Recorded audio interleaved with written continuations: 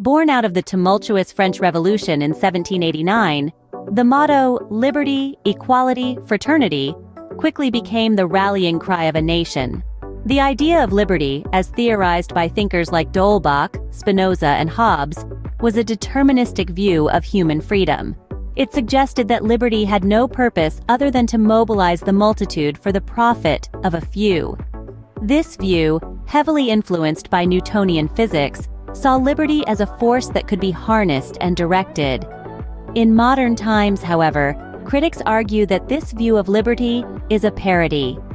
They point to the modern novels of secular liberal Europe, where liberty is reduced to a concern of social mobility, demonstrating sociological determinism and stories about romance and sexuality.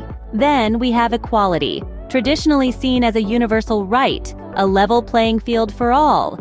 Yet, critics argue that this is a legal fiction, a mask for systemic inequalities inherent in the capitalist mode of production. They see modern man as an economic creature, aiming for maximum utility or profit, inevitably leading to inequality. Democracy, these critics argue, is reduced to the possibility of voting and revoting for the same elite that dominates and pillages. Finally, we come to fraternity. Traditionally, it was a call for unity, for brotherhood. Yet, critics argue that fraternity is an illusion in a society perceived as a competition.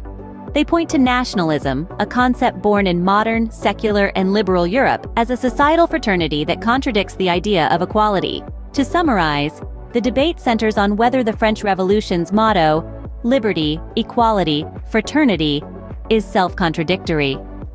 Critics argue that liberty, as traditionally understood, is a parody that serves the interests of a few. They claim that equality is a legal fiction, a mask for systemic inequality, and that fraternity, in a competitive society, is an illusion.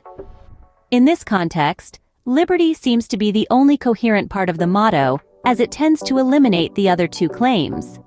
This suggests that modern civilization is more of a liberal culture than it would like to admit.